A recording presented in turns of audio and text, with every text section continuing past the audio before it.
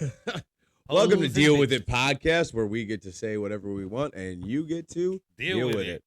I am Brad, Deal with it. aka Bones. Try again. I am Brad, aka Bones, I'm ADM. and our guest today is Milwaukee's very own Bart Anderson. Pew, pew, pew, pew. Hey, everybody. How's it going? In this bitch. Bart came in clutch for me today. He was supposed to be a guest next month, but we had a little scheduling fiasco, and I called and asked him to hang out this morning, and here he is. Cody Heck helped my career once again. Well, I wasn't gonna name names, but whatever. Oh, I love that Well, dude. oh, dude, I can't wait to have Cody on the pod. But feel better, buddy. He gave me the best comedy advice I've ever got. What's that? When he said, if you're tired of waiting for people to book shows for you, just book your own show.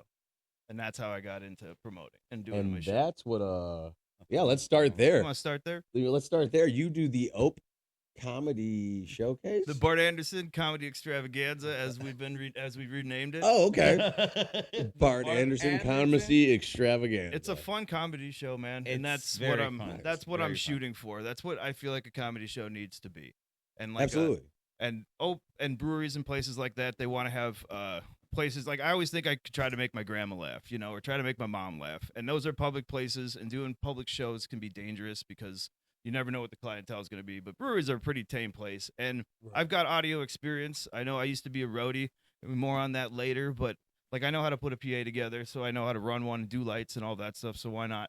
So Okay. that's how I started doing it. And when you rub elbows, you try to rub elbows in the comedy scene. But I'm a bit older, and like my lane's a little different than a lot of the comedy scene, so I don't fit in with all that all the time, and that's Yeah. totally cool. Yeah, I feel like we're all about in the same age bracket, right? Mid to late 30s. Or late 20s, but yeah, Oh man, I thought you were. yeah, mid 30s, Yeah. Class So- of 06, yeah. Oh Yeah, yeah, I was gonna 06, say. Class of 06, buddy. 04, Done with this. baby. There we go. I'm the old man in the room. We're the old crowd, Yeah, the so- old guard, but we're but- all new, which is funny. What's just Yeah. a lot of I have a lot of fun being new to this at this age because we have lived lives pretty to a full extent. We have experiences to talk about on stage. like some insane experiences. I mean, sometimes 20 years of experiences more than some of the other people that like not just like, and it's not to say that they have no experience. It's just they haven't lived as much life they have yet. less life experience. Listen, they're not that interesting yet, guys. Let's call a spade a spade. No, but I mean, but we also have to find a way to be relatable to people much younger than us. Absolutely true. And And that's the thing. Like I tell kids, it's like the kid at work sometimes. Like you gotta. Someone told me once, like I call it a passive aggressive compliment.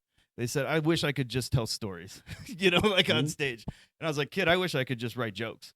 Just set up oh punchline. yeah, You know what I mean? Everybody has different ways of doing it, and that's typically what older comics go with because you have fun experiences, and even younger comics that started young when the older part of their careers, it's what they've done now, their experiences. what's funny is I made sure I did a bit of both so that I could reach into both audiences a little bit because I have a lot of really stupid jokes that are just like it's made up bullshit. Like it's very obviously just garbage that can't happen inside my head. But then there's a lot of stories that I tell on stage too Mhm. that you can tell are real life experiences, and that's what I actually want to do. Yeah, Um, the trick is making it universally funny for younger Exactly. crowds. exactly. And you feel, and then so you got to and then- pepper in punchlines throughout those stories constantly. Yeah, and the trouble with practicing that stuff is a lot of times you're doing these open mics for other comedians, and it's fun to make those guys laugh. It's like the best. And Right. then, but they've seen your set so many times, and eventually you just have to really have confidence in it. Like, no, I can do it better. I'm going to try to make them laugh again with the same joke. Okay. And that's the fun challenge I like to do. Or you bomb up there, and I think bombing is fun too. And I think that's in order to. Like, I feel like that's some of the For reason yourself. why we do this. Yeah, I almost rather I'm picking the mics that I go to based off of when I have new material Mhm. and is there going to be enough of a real audience there for me to gauge people's reactions? Because I love other comedians, but a lot of times they're only in their book paying attention to what they're getting ready to do when they get on stage. So you're not going to get a real gauge of how people are going to react. I mean, I always look at, even if it's just two new people that have never seen my set, let's see how many Right. of them react, you know? Right. And that's But, the approach. But bombing is like, it's like when all your, I always look at like the party nobody went to. You know, like it's funny. We're from the odds teen movie parties. Like I always think of that. You had this whole thing ready. You think it's Nobody funny, shows up. and nobody shows up. You got the beer, you got everything. You're ready to go, and you tell this joke, and it's gonna kill. Nothing. Crickets. Like, oh man. It's like I could have I sworn thought it was cool, but I suck. You loser. Oh. And like, what did you do wrong there? You know, when you listen, you have to listen to it back, and that's the painful part. You record your set, and then you're like, what did I do? What was I wrong? delete those ones Right. immediately. Yeah, you don't even I'm not listen. listening I to that. swear, I get secondhand embarrassment for Oh, man. myself Yeah. when I'm watching it alone at home. I'm like, oh my god. That's why you gotta Who is love this bombing. guy? You have to think it's funny. You're like, you just listen to it back like one of your friends would, like, you idiot. Or like when you videotape it, then the next level you videotape yourself. Oh, yeah. What the hell? What am I doing up there? Like, what am I doing with my hand? Why am I walking all over the goddamn mic cable? Why why is the mic stand right in my face? Why am I just leading? It's like, okay, you know. Why is my zipper open? Yeah, why is my fly open? I did a whole set with my fly open at Did you Bremen really? once. Yep, a whole set, and no I one. was just bullshitting. No, I'm legit. My fly was. I was in the can before I went on. Bart Anderson. Oh man, I ran out on stage, didn't wash my hands, and then I got up there and I did my whole set, and nobody was laughing. And I was like, oh, another bomb. And then I got off stage, and Fueling Ground comes up to me, Daniel's son. And he's like, Yo, Bart, son. your fly was open upstage. I was like, I still open it too. I'm outside having a cigarette. My fly's still open. Whoops. And zip up. And but I was like, why didn't anyone tell? I didn't want to interrupt your set. I was like, there's one thing you could interrupt my set. I'm not even a good crowd work guy. But if there's one thing you could interrupt my set for, to tell me my fly is open, and Hey, everyone will laugh. Hey, and you work off of that. Yeah, I can work that. Especially if I'm bombing. Come Right. on. Throw me a boat here, you know. Hey, where did you grow up? I grew up in East Troy, East Troy. which is Okay. about 30 minutes west of here. But yeah, grew up out in East Troy. And then I graduated high school, moved out to Phoenix, Arizona to go to audio school, learned how to be a roadie out there, or learn studio and live sound. Okay. And then I came back to Milwaukee to go work at a production company here. I did work at Summerfest and Irish Fest, hung PAs, and then I got to tour. I toured with Steve Miller Band for 3 years. Really? Yep. That's pretty fucking cool. U.S. and Europe. I got to go to Europe with them. That was awesome. And Dude, that's fucking dope. I That's mean, really it was cool, such dude. a cool gig. I got to stay in really nice hotels. I stayed in the same I was 23, and I stayed in the same hotels as Steve Miller did, like Ritz Carltons and stuff. I'd be That's fucking outside dope. having a cigarette, and they'd be like, "Hey, workers got to smoke around back." And then I'd throw out my card, and I'd be like, "I have a room here." And like, "Oh, so sorry, sir." But Right? that was fun. I got to travel. You gotta go smoke out back. That's so bogus. Yeah. It was so You don't cool. look like you belong here. You Hey, welcome to Yo Nigga Moments. For real. Hey, thanks, guys. All right. Who says white men don't go Yeah, through right? shit, huh? Man, he's Who a says they don't get discriminated? sure are far from home, aren't you, here, Bart? I felt out of place. But after that, I've never felt more out of place than when I moved to Nebraska, though, because after that I had my kids, and they started to ask where I was going, so that was sad. So then I left that behind. Actually, I got shit canned out of the industry because I got picky. I only wanted to tour, and the production company I worked for had other jobs. They'd want you to go do like a fireman's dance or like a beer tent over here, or like and I was like, I'm not going to Toledo this week. I don't want to go to Toledo this weekend to go do a church festival, and they're Right. like, you must. And then I started to try to unionize You the shop. must. I tried to unionize the shop, and then they shit canned me. Yeah, you'll have that. Well, I have a little bit of a rebel in me, Yeah. But and then I joined the railroad, and I got sent out to Western Nebraska, and I lived there for a year and a half, and that's Oh, where I cool. felt like a true outcast. And that's actually where Bart Anderson was born. Where Bart Okay, so where Bart was Anderson. you So- were born in Nebraska? No, okay. No. I'm going to drop a Bart bomb. I'm going to give Anderson. you an exclusive. I'm Yeah. going to tell the world. Bart Anderson is not my name. It's a stage name. And I'm- What? Yeah. Yeah. Boom, boom, boom, And the people boom. that don't know that, a lot of people know that. People ask, and I've told them, but I'm not super open about it because comedy's fun for me. And Bart Anderson is just, when I started doing it, I made up a name just because it felt weird to do it with my name. And Okay. then I did okay at a couple of mics in a row, and then people started to say, "Hey, Bart," and I was like, "Oh yeah, it's too late to change it now." Yeah, right.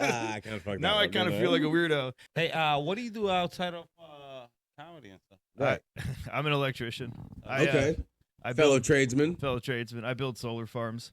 So like I do, I build solar fields. I work Okay. That's dope. whenever you guys are ready. Stop interrupting the guest. How'd I get into being an electrician? Well, I always seem to fall ass backwards into these promising careers, but then I get sent all over the country. So when I was working for the railroad, they sent me out to Nebraska, then brought me back, and then they sent me to Chicago, and I was like, enough of that. So I went and applied to go be an electrician, and I got into the union. Nice. And did you just apply? Did you have any prior experience, or did you have to take a course or something? No, you do got to take like a test, and they you want do your an high aptitude school test. transcripts and stuff. So electricians, the reason why we think we're hoity-toity is because we have to have a B average in math in high school. So we're a bunch of nerds, and we don't clean up after ourselves. We I had to leave pass the messes. same aptitude test to be a Mason. Exactly. I don't Yeah, know why exactly. it's That is like- all trades do it, but electricians seem to wow. think we're the only ones that They're- are smarter. Yeah, they because they had to keep a B average, they think they're smarter. Did even you though have a B average? Fuck yeah. Every I trade was a has killer to pass student, the man. same exact test Yeah. Yeah, I was pretty good. Like high school, I did B's were to kind get of in. B average is kind of my lifestyle. Like I always gave a B effort and always got a B, but if I really push it, I can get A's. Like when I did electrical school, I took it really seriously, so I know not to toot my horn, but like top 3 of my class at 37 because you got to buckle down. Like Yeah, but that there's was 4 people in the class. no. There's 70 people Hey, in no, that you know class. what? Your That's- boy crushed it, dude. Hey, that's pretty dope. I actually just graduated. I took second, Yeah. salutatorian. But so- it means Second. it means Out of nothing 2 in the people. field. Yeah, It means I got the first loser. Yes. You're the second loser. exactly, but all that means is I'd rather be in the office than in the field. so Oh, yeah. I'm extra hard to work with in the field because it's like, no, I'm really smart. Give me some stuff with numbers. And they're like, you got to dig this fucking hole. Hey, Like, and that's right? crazy. Yeah, Because you look, get in the trench. you Get don't in the look like the trench. guy that would be in the office. You look like the guy I who know. would be in the field. That is my thing too, because like I can dig a hole and I can fix things and I'm really good at building stuff, but I'm like, I don't want to do this stuff anymore. Like I'm sick of being in a hole and my body hurts. I'm old. This is dumb. Yeah. And you're like, I When's gotta someone find my gonna way pay out me of to it. talk shit into a microphone. Exactly. So that's kind of like, okay, this might be an outlet for that, or at least it helps me express myself, so I don't sit in that fucking hole every day being like, I'm better than this. Because once you get that attitude, it becomes much more difficult to dig that hole. This is beneath me You have to while be you're like- in the ground. Yeah, Like, when you're in there in that hole, you got to be like, I can dig this thing deeper. I can dig. It's just so fucking hard. Have you ever dug a hole more than like a shovel's depth to plant a tomato plant? It's so fucking hard. It's tough. No, we use machinery. We usually do use machinery, Yeah, I'm not- but every I'm now not- and again, I'm not hand digging every shit now and anymore. again, they're like, that's a young man's game. it's an emergency and it's not in the job and it's got to be done by tomorrow. So get in the hole. Okay, it's not that big of a hole. Yeah, that sounds like a you problem, dog. All right, all right. But yeah, that's how I always that's been work for me. It's always been kind of building things, and I'm good at that. Like even when I was at a roadie, I was building sets, so I was the guy who was in charge of all the nuts and bolts. So that's Okay. kind of where I'm handy. I can take apart a dryer, I can fix a refrigerator. But now I'm getting too lazy. Like and finally hoping to try to make enough money to pay people to do that for me. But it's a lot of money and I'm cheap, so it's hard for me to do. Like people don't mow their own lawns anymore. You know, Yep. like many normal people in Dallas don't even mow their lawns. There's one dude that does like 4 lawns on my street. And I was like, you guys, That's great in West Dallas. it's Dallas. It's like a 1/4 acre lot. I use it. I have an electric mower. I can do 4 runs on my lawn before That's I got to charge crazy. it. It takes 30 minutes. It takes Which me a way- long time to And cut you know this. what's out crazy? here. You say that you could take anything apart. You look like that type of guy. Yeah. Like you're ADL loves judging all of our guests based on their appearance. yeah, no, and your standard look. Yes, I'm a very judgy person. You know when they say don't judge a book by its cover, I I say fit what it. the fuck is the He's cover a- for? He's I fit the profile. He says, I can't even read. The only thing I look at is the It's cover. exactly. Pretty much. Read, nigga, I got audible. I suppose, yeah, that is. And I market myself. Everyone's always asking me to help them. Like You got and that man's man, look- like a carpenter. You look type of like look. you look helpful. I am helpful You to look my helpful. my Hey, own if you fault. want to move, To call my own Bart. fault. Yeah, He right, probably has exactly. a pickup You look like truck I- and a you look tool like you belt. say yes to people. I do say yes to a lot of people Hey, when I hey, ask you for look help. like you have a pickup truck and a tool belt. Is Don't that- I have never. I don't have a pickup truck. I'm more of a van guy. Oh, wow. I love vans. Yeah. Like You can everybody throw wants. people in the back of them easier. Yeah, that or 2x4s, whatever.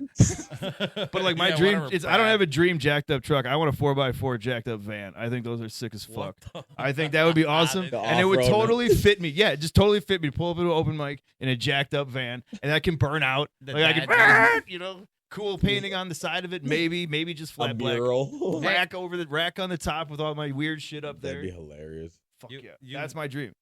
I mean, Candy in the back.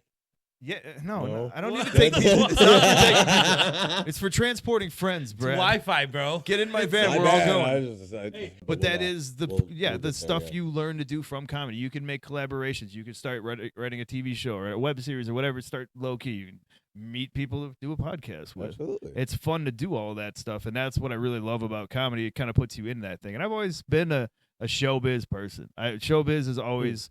I've always loved it. Like just the whole nuts and bolts of it, the evil parts of it, the funny parts of it, and it's Yeah. always been a very big interest of I mine. loved being on stage as a kid. Mm-hmm. Like just having an audience. The first, Me I mean, at church, I used to sing. Dude, at church, bro. And I'd I'm not make kidding. I make the song longer. You were doing your Keep own repeating rendition. it. Yeah. but it is like for me, like that's why I want to keep doing it. When I do it, when I'm up on stage, I don't know if you guys do this, but it's like time slows down. Like in a war movie, when the bomb goes off, you're just like everything's quiet. You hear the words coming out of your mouth. You can also hear everyone if they're talking, if they're looking at you. I'm able to absorb all of that. And generally speaking, in public, I don't make eye contact. I don't really interact with people that much Okay. as much as I want to. Like I have things to say, but when I'm up there, it's like, oh, my brain is just free flowing, and it's really a fun feeling, and that's why I love it, and that's why I keep doing it. I don't know. You say to you it slows down. To me it goes. Boom. Yeah. Hyperspace. Like, bro, I swear, I start and I'm not even done with my first joke, right? And when I look at the clock, I'm like, oh shit, speed it up. Yeah, I mean, because I'm just, in the mix, and it's just going so chill, but the time is just fucking zooming. Yep. It's like, Yeah. oh, it gets kind of scary at one point because I like, get- damn, I'm not gonna be able to get yeah. this punchline in. I'm not gonna be able to, finish the joke. It's- No, I don't get there because I time stuff, but Yeah. the time seems to go by very quick. Mhm. Like I get up on stage, I do my allotted time, maybe I'll sneak an extra one in if I got some extra minutes and then or seconds.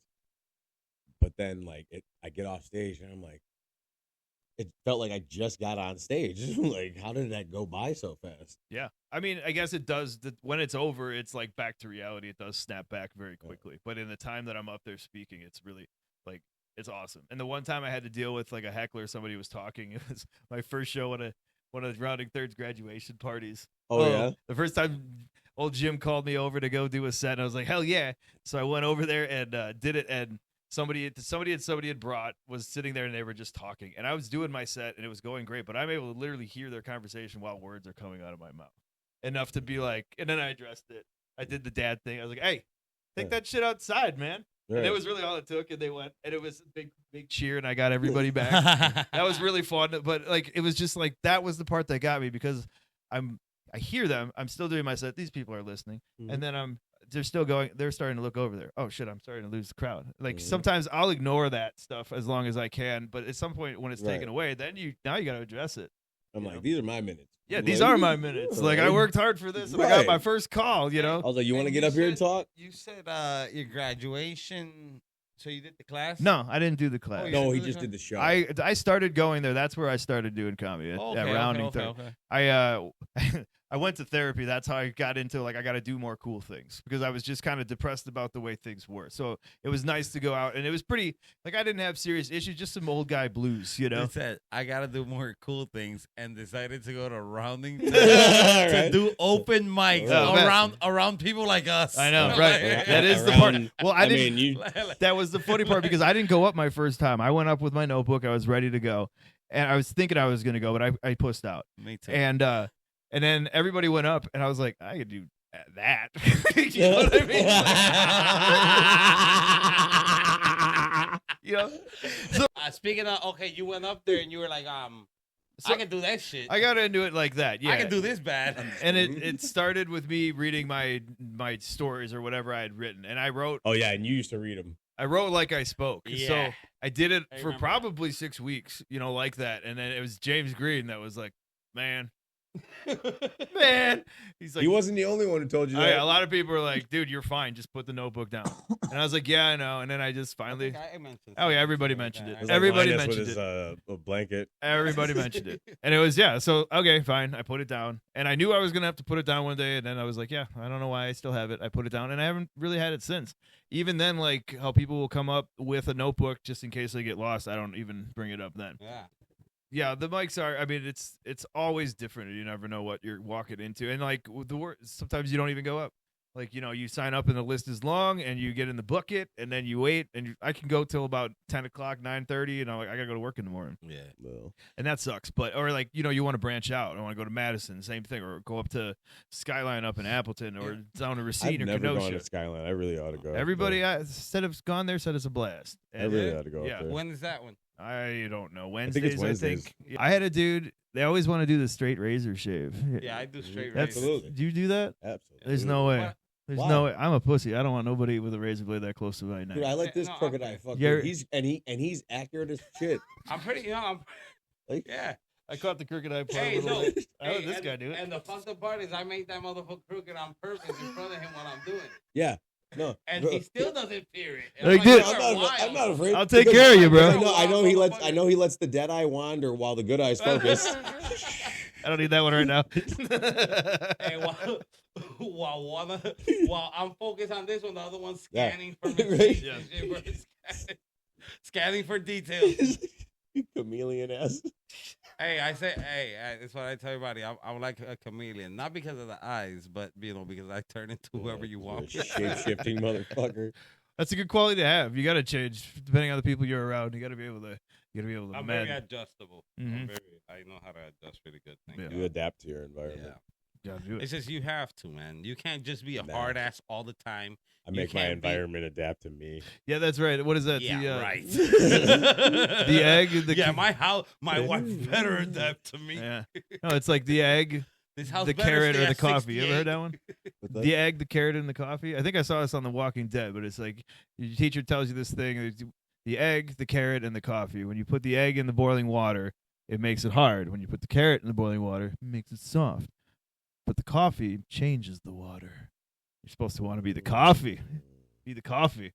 Be I black. get my life advice from The Walking Dead, who probably stole it from some motivational poster. Right? I was like, that's probably not an original. But that quote. is something where you're like, be the coffee, man. Change your environment. That's the best way to be. You know. Don't be soft. Don't be hard. Yeah. Be No, black. I don't need that. I don't need to be hard to make the. I don't need to be hard to make my environment adapt around me. I just don't need to be.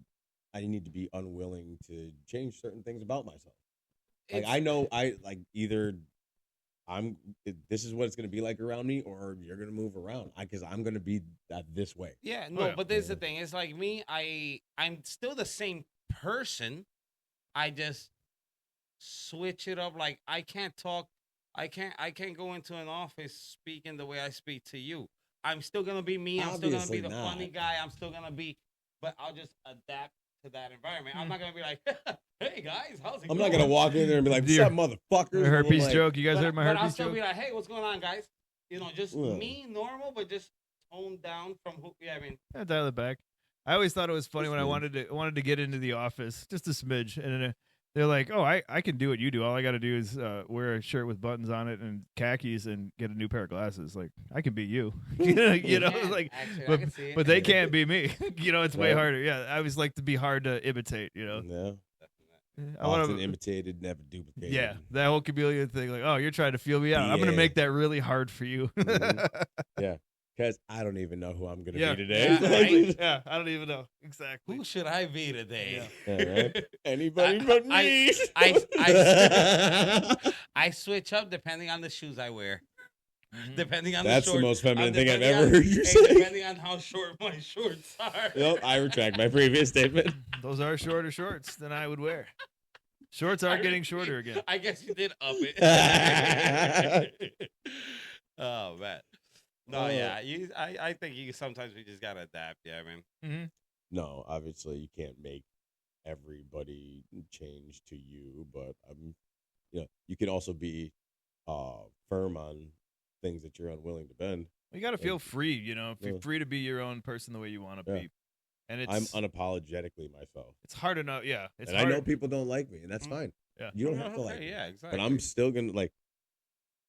I don't hate me anymore. So like anymore. Yeah. I was like, Mark Maron said something like, you should have 2 or 3 people in this world that just hate you, that just think every time they hear your Or name, more. they're like, or more, whatever, just a couple. You know, some people are like that motherfucker. You know, like I do. It's only women, all exes, all exes. There you go. No, I promise you, I'm the villain in a couple of people's stories. In a couple? More than a couple. Maybe few. Yeah. By couple, I mean couple dozen. Couple dozens? Couple dozen. You run hot. Hey, man, I will. The version of me you get depends on who you show me you are as a person. Mm-hmm. Like, I will baby talk a kitten, and I will also put a gun in your mouth. I'm both people. I don't know. Honestly, I seen you on stage. One of the first, and I knew that I was gonna get along with you.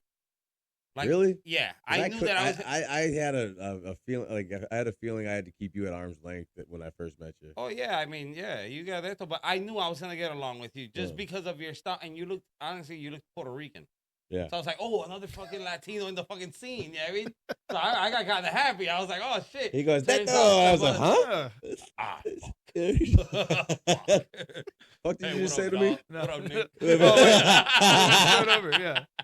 I had to switch it up there real right. quick. I was like, oh, okay. Okay. What up, Nick? Nah, but and honestly, when I seen you, I knew I'd like you because you have that dad.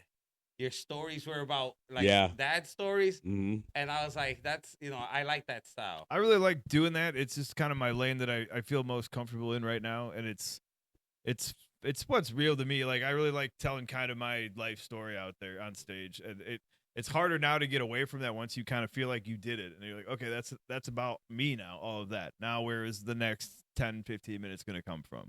And that's where I'm at now. The tough part is, but yeah, I do that a lot. I give that. I acknowledge it, all the things, the way I look. I like to play with all of that and doing, up on stage and doing things I do. I try to convey that. This is what I look like. I'm not going to try to do crazy things, Something he actually helped me with recently.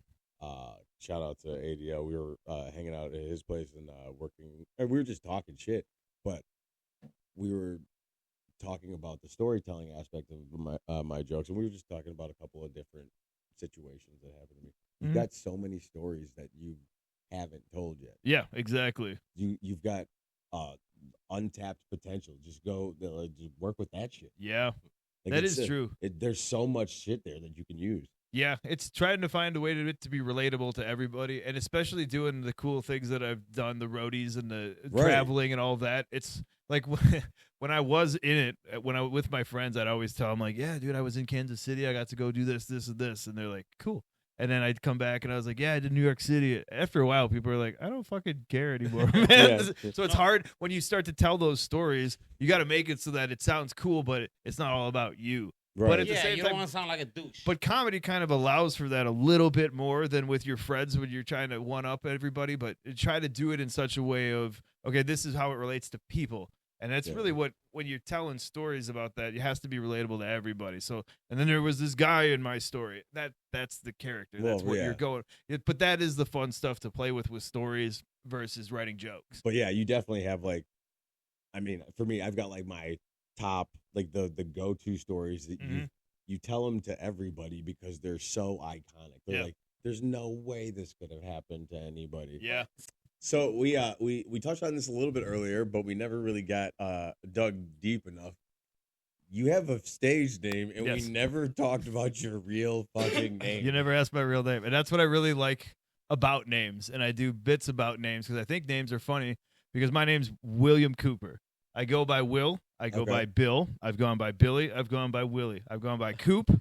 I've gone by Cooper. Everybody calls me something different. Everybody in my life calls me something different. And it's funny because like when I was in Nebraska, they called me Willie out there. That's why you had Coop in parentheses. Yeah. Okay.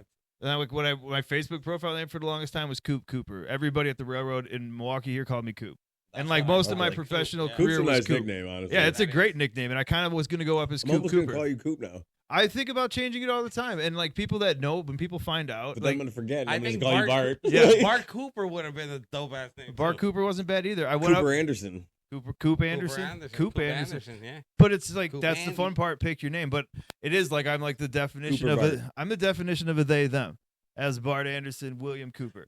I have so many different names You- from so many different people. I am a crowd. No, and you everybody just- knows me differently. No, you just have a disorder. Yeah, Yeah, it's they call it schizophrenia. yeah, right. And that is the fun. That is the thing. That is that's a legit thing in my family, and it's something that I deal with because it is kind of like that. And even my wife has started to notice, and people around me like, you have different personalities. Back to the chameleon thing. All right, I'm gonna ask Bart Anderson to leave my house now. We're gonna get heavy here for a minute. You remember that movie, The Stepdad and shit? Yeah, but like creating different personalities or different people you're with is just something I've always done. And you try to, with the negative thoughts you have, always bringing out positive vibes. There's always that darkness inside of you that's like, I just want to be mean and angry. But at the same time, like, I have no and that's idea what you're Bill talking is. about. Bill's an angry guy. Oh, Bill's the angry one. Bill is angry. But like Willie's a happy name. Everybody that calls me Willie smiles because Willie's one of those names. Oh, And- split here. But yeah. Right? Old split. And And it's true. I mean, everybody knows me from different periods in my life. Times where I was happy, times where I was depressed, times where I've been mean, times where I was really high anxiety. You know, times where I've just been a joyous dude. Like that's where I was when my wife met me. And I I keep like this version of you. I that's what comedy brings out in me, the Yeah. joyous That's version good. of Will Cooper, you know. My name my wife calls me Will. Most people call me Will, but my family grew up calling me Billy. But Billy was always such a childish name. And then Yeah. like I had a teacher in 7th grade that was like, what do you go by? Do you go by Will? And like Will Smith was popping at the time. And I was like, yeah, let's do it.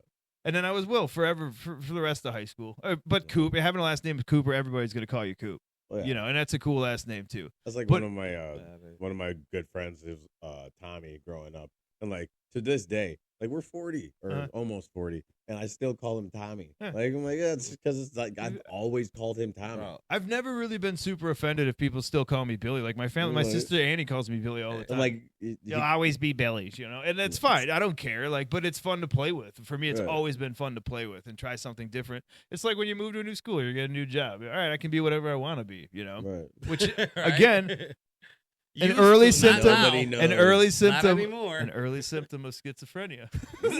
So we have to watch out for Right? that. I was like, I have I to be can- like, all right, I hold can on, don't get change too my crazy into identity. the change my identity. Just be you. Yeah. But generally speaking, Which version? find that happy childish version of you, right? That's Right. what we're all trying to do. I one mean, way or another. essentially, right? Yeah. But that is, and then Bart Anderson really was the name I picked because no one could really fuck it up, and it was easy to read and write. I went on as Willie Cooper once. Somebody called me Wiley Copper. And I was like, That's what insane. the fuck? That Like, just Hey, means it they was- can't read. they can't it was read. probably it was probably me.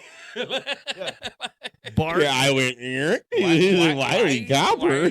Copper. I've It's never just- even seen a Wiley Wiley Copper. Copper. It happened, you know, and like that.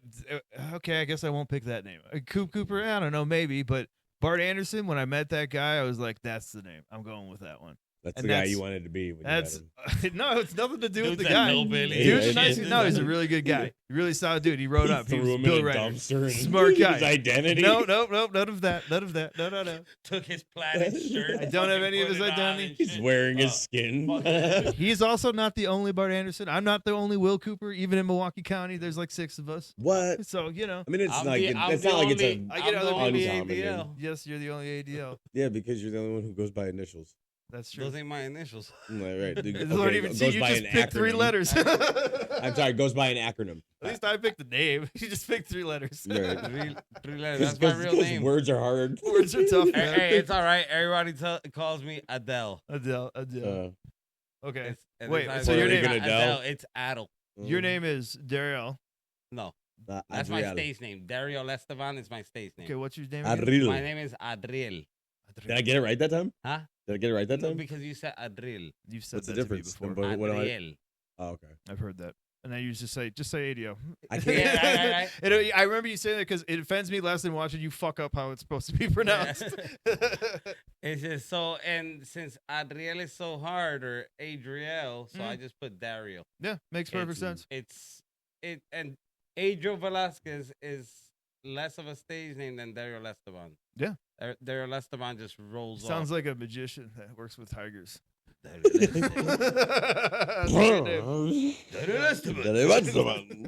And, I mean, you're so, but I use ADL because all day laughs. That's so that all works good. Yeah. It's a whole cool thing you've got going on. That's awesome. pretty dope. But yeah. it started as a dreamer's life. It's a marketing scheme.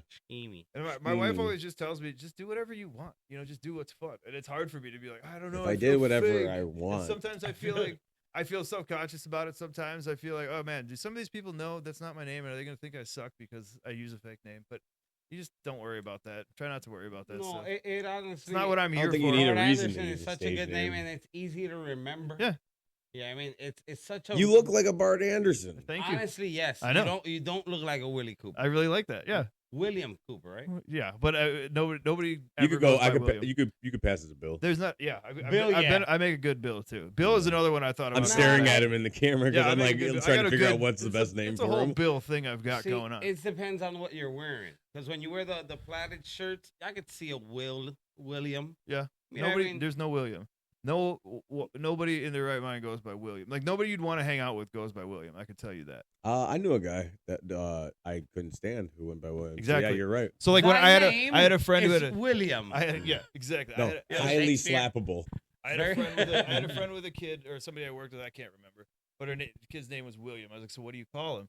And they're like William, and I was like, come on, like what do you call him? Yeah, but what do you call him when you guys have fun? Yeah, because Like- he's. What do you call it when you have fun? Exactly. Because What's that the fun sounds in- boring. That's like naming your kid Jeff. You know, Right. like this is my Jeffrey. kid Jeff. no, Jeffrey. it's Jeffrey. So you call him Jeff. Yeah. the only Jeffrey. When do you start calling but it has kid to be Jeff? like with the G, and it's got to be Jeffrey from Fresh For a Prince. fresh, Yeah. he's got to be a British Jeffrey black with a G. dude. That Yeah. that Jeffrey. What up, G? What So, up, yeah. G? Names, you know. But yeah, it's Names. names. That's all. You know, names are fun to pick. That's part of the fun of this whole thing. The funny thing about this is, Oh yeah, how did you had? yeah, early on, we met at Rounding Third, and Bart went up on stage and left his wallet on the table that was sitting in front of me, and I'm looking through the clear plastic on his wallet, and the credit card says William Cooper, and I was like, did Bart steal somebody's fucking wallet? Like, He's a shifty guy. And man. the and then I'm like, you idiot! He's using a stage name. And Like, the only reason he didn't keep the wallet was because nobody would believe that he's William Cooper. Right? That's definitely not a William Cooper. I mean, okay, I look more like a William Cooper than a Bart Anderson. That's true. Yeah. Yeah, you're not Shit, Bart. you don't even Yeah. look like a Brad. Dad was trying to make sure I could get a J-O-B. Yeah, every now My and boy again got a when YOB. I'm cashing out, they're like, "What's the name of the card?" You're Yeah. like, "William Cooper." It's William Cooper. Yeah. Don't tell nobody. But But whatever. hey. Hey, you're fake. Like, and it's like even then having a stage name like Bart is always your comedic presence is for me like the darker, crazier thoughts that I have. Mhm. So it helps me to kind of be like, all right, Bart's gonna talk this way. Bart is my angry self, or whatever I want to be out there, versus the Right. politically correct version I usually am on the side for the most part. You know, Well, I mean, you and I kind of did the same thing. Bones is my halfway failed attempt at like keeping some distance between my comedy and my business. yeah, exactly. I didn't try very hard, but like it gives me just a little bit of distance. That was part of it too, Yeah. with work and everything now, with social media and everybody. Like I typically don't make work friends. I don't invite them, but they do sometimes. They can still see your page sometimes. They Right. find ways, or somebody shows them, or the not internet hard to never do. forgets. They'll see something. And Right. even now, doing comedy, now that I've had some success and doing shows, and now I have clips on the internet, you're like, oh shit, like, all right, which one can I post? Right. And you have to be like, it doesn't matter if my work can't take the jokes that I'm taking, which they're not that, then I don't really want to work for them anyway, because that goes back to I mean, being free. You also don't. You're not pushing any boundaries. Not that particularly, hard, like that's no. not my style, and I like to just make a room full of people feel the joy that I'm trying to find. Like Yeah, right. that's what I'm going for. And shock humor is great, and there's a place for it, but it's not my lane. I can't do it in like roast stuff. Like the roasts are really popular, and I like it. Like I like It's watching them. fun. It's hilarious, but I'm like super mean. I did a rib battle once at Jackson's, and I went against this dude who had weird hair as a younger guy. And I made fun of his hair for 3 solid jokes. I think I said he looked like Kramer survived a car bomb, and like made fun of his hair for like 3 solid, and his face, just the mean stuff. And then the next time I see him, dude got a haircut. You know, he buzzed it, and I was like, Honestly, you might have done him a favor. I- Maybe he didn't know.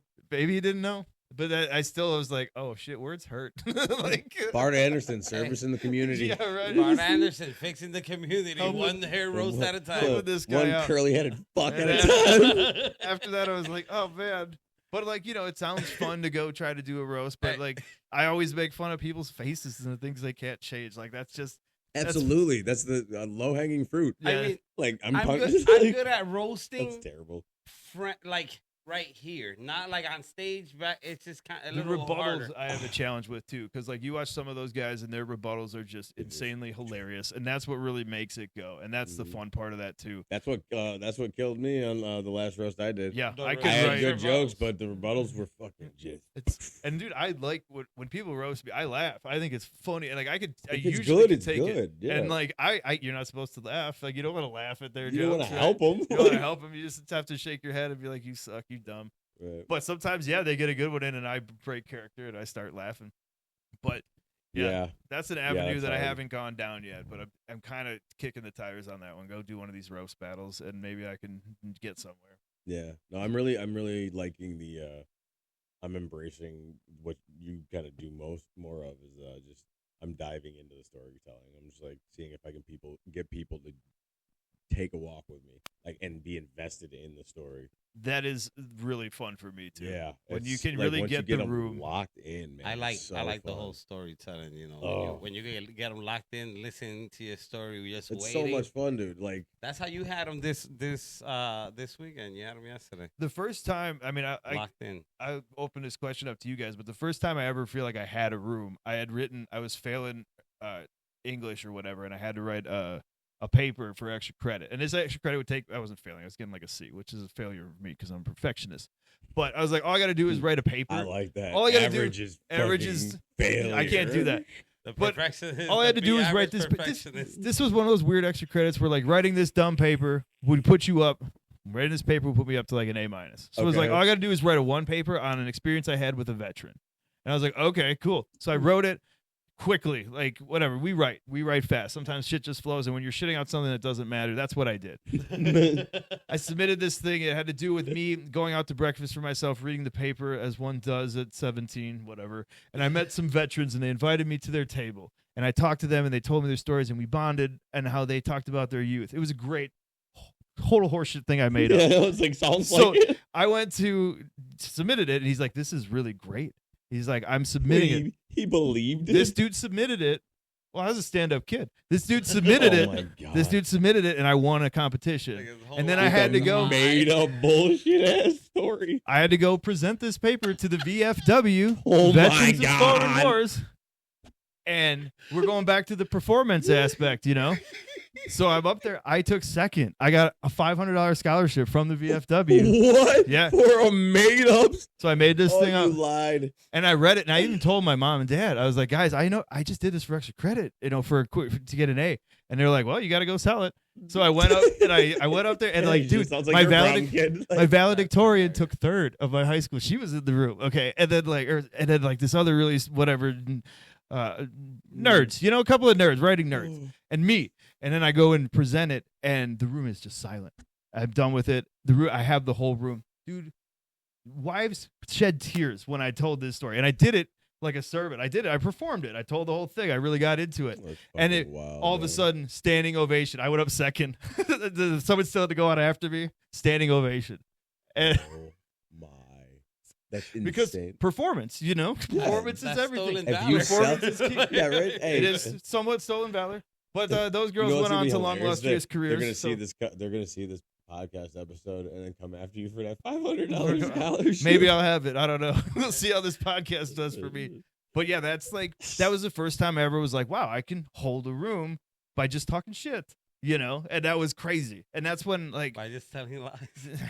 stories, stand up, tell I mean, jokes, make people laugh. How many of my jokes are like the jokes are real? Yeah. Hey, They're you like, know they're what not- would have been they're crazy bullshit. if 3 vets would have came up. I was that vet. Yeah, right.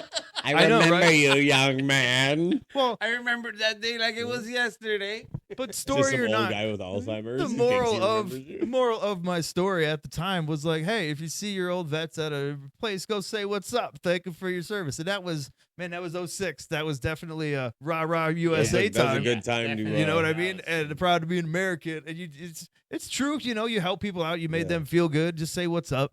And that's kind of my vibe. And that's the way I approached it. I was like, well, I gotta go do this. The least I can do is try to spread some joy. Fake joy, still joy. That's what we get. We get fake everything now. You know, you never know what to believe, but if it's happy, you want to believe it. And if it doesn't, Placebo joy. true or not, doesn't matter. You know, because Yeah. what's the thing? Yeah, it's a good story. But like Yeah. AI makes good stories that we watch on Instagram now. Does it though? You can tell they're AI for sure. I was The gonna say smart most ones. of them are The shit. smart ones Like, of us can, but every Yeah. once in a while you're like, wow, that's a cool little story. It's ripped off of like Nordic literature from the 1500s because the internet's Yeah. got everything. But you know, like that's whatever makes you happy. Try to spread that. But that was an incredible experience for me doing that, making that room, and then like moving on to being in bands and bombing and nobody's there. The worst thing is like when you book a show.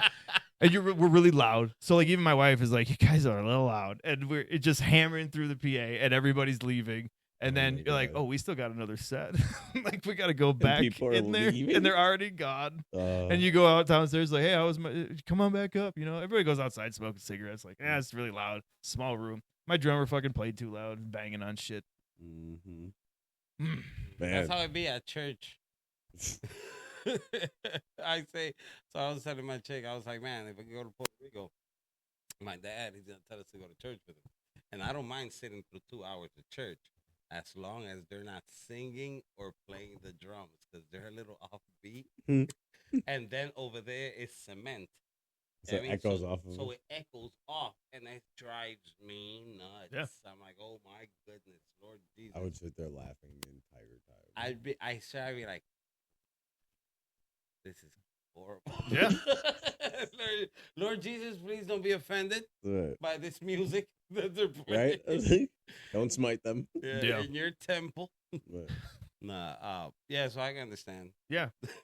Running a room, though, that's what it's all about. That's the thrill we're going for. Yeah. So when Did you ever? What was the first time younger that you like had a joke in class and you were like, "Oh, I got the room," like they got the whole thing. okay, Or, so like something we're that. going like first time because Where you I ca- yeah. so I never really did jokes like that. Like I used humor to like deal with tense situations. So I don't know if like I realized it as a kid.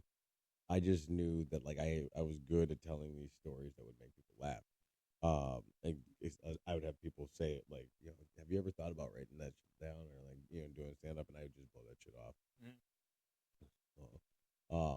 The first time I actually felt that was like at my first show that I was on at Zocalo Oh, wow. in February, because it wasn't just doing an open mic, it was I grabbed the attention of everybody in that room, and I opened the show and just punched energy into that room. By the time I got off the stage, everybody was alive and electric, and then everybody who went after me crushed their set too. That's the first time I felt like, man, I got this shit. Yep. Like, Nice. That's cool, man. That, and even then, Yeah. doing that so much later in life and finally getting that, and you're like, wow. That was, Mhm. I mean, just the thrill of that's crazy. yeah, Because I've always just been chasing that. I've always, like, back to the being in show business things. I always kind of saw myself as a famous person growing up. And it is weird for me to, like, okay, you got to square up and take care of your shit, you know, with your work and everything. But you can't really quit on that, you know. And you only get so much precious time from the time you're in high school to, like, the few years after it. Or, like, you know, until you get your girlfriend pregnant. Because that's my love story. Like, oh yeah, oh, yeah, we that's can it. talk about my wife because that kind of transitions. Like, I met my wife a few years after high school. I went to high school with her. Okay, We didn't really know each other, but we went to the same high school. And years later, I had gone through a breakup, and I had the summer of Willie where I was out there just Slanging Willie. partying, having a great time. Like, we were going to Slanging it. bars, and she was having, she calls it the year of Megan. Oh, Megan. We were, I mean, it was just that time in your life where you're like, it's summertime, we're all out hanging out, going to bars. and having a good time. And we happened to meet during that, and it was always like that. And that was when my band was taken off too. We were playing Summerfest that year. Oh, Hey, so yeah, you had a little bit of yes. I had popularity thing going I on. had an ego going. Yeah, I had an ego going. She's And a it was groupie. It was so well, not really. She didn't like my band, and she'll tell Oh, you this no? for sure. Same thing. You guys are really loud, but she would come. She saw our band. She was supportive, and she was always there. But that was kind of the cool part about her was like I never bought her drinks when we were first hanging out because that wasn't my style. Actually, I was just cheap. But that's what she says. But I told her I was just cheap. But she didn't really. Where was I going with this? But I didn't buy her drinks, and she kind of just let me do my thing all the time. And Okay. I almost was like, for the most time, I was always courting her. I was chasing after her. My wife's a queen, and like I kind of knew that. I was like, you're different. I'm going after that. I'm chasing that one. Hey. And we started hanging out, and the whole thing was pretty casual. And then we got a little closer, and then we got pregnant. Like I would say a year into the relationship, and that's you what had to have it on lock. that's when you're like, well, that's what it's funny because we go through that. It's like, did you just try to keep me like? I was like, no. Of course not. I was supposed to be a famous musician. I didn't want Right. kids were not a part of my future right now. But we buckled down and made it work. And sometimes that could tear people apart, but it really brought us together to the point where she's like, let's have another one. And I was like, all right, yeah, I'll get laid. And Yeah, I can do that. I could do that again. No, like, dude, I walk past my wife. She gets pregnant. Like 2 weeks later, she was pregnant. I didn't get that. Shit. It was Strong swimmers. whatever. And then so we had the second one, and then as we get started signing these kids up for school, everything gets more confusing. And then her insurance ran out because she had 2 kids with me in the same house. So we got married for insurance purposes when we got married. I've been married happily for 10 years right now. But we went to the courthouse that next week. I called my mom. We called her mom. And we had like half a dozen people there, a couple friends. And we went to the courthouse and got married the next week. Wow. So that's how that was my. So bang bang fast wedding, but it hasn't worked out. It wasn't even about it was fast, not because she was pregnant. I was holding my second kid while the bailiff was. I had armed security at my wedding. The bailiff was standing right next to me.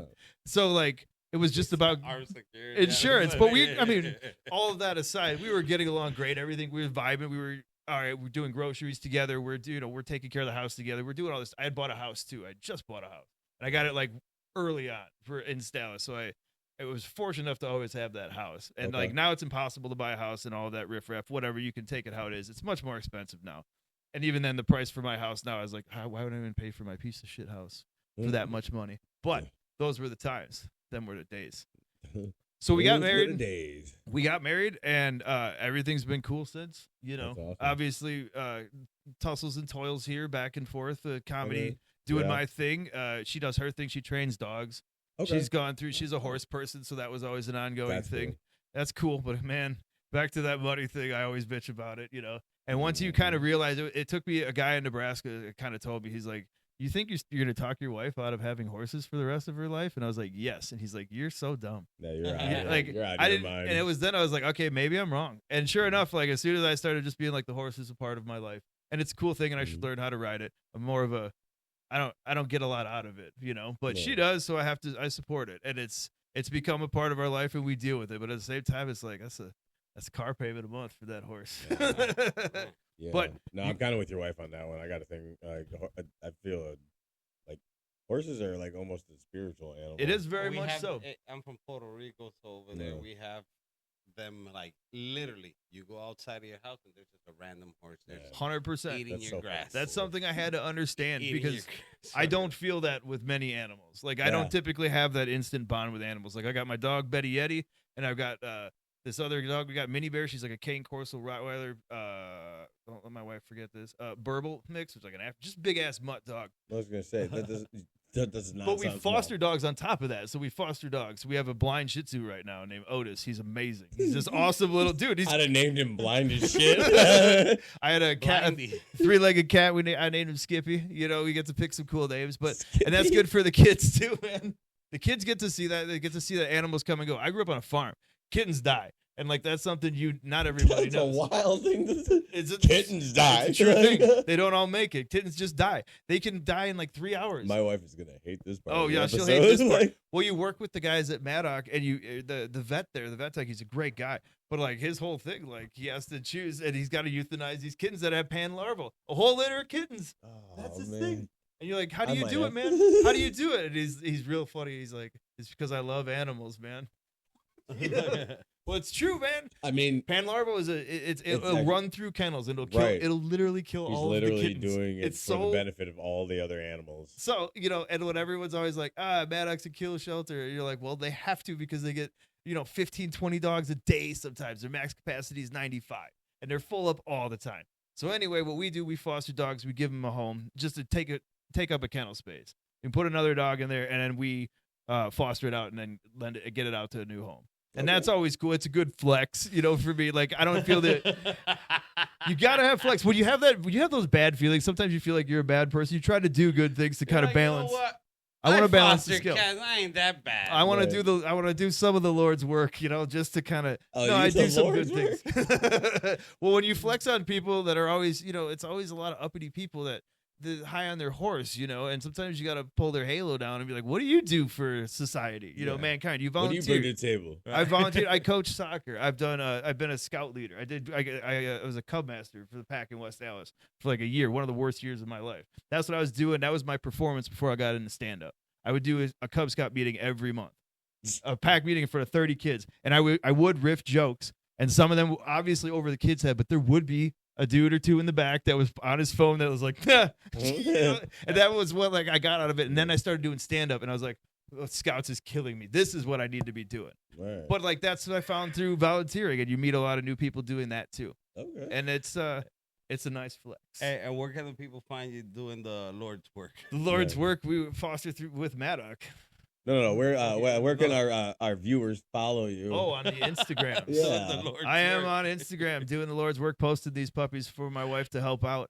Instagram and Facebook, Bart Anderson. That's my Bart Anderson. my Where hand. can they- Instagram what do you and got Facebook. going on? going Any on. shows? Well, before I got an Ope show coming up next week, which is gonna be on after this airs or before this airs, but it's gonna be another great show.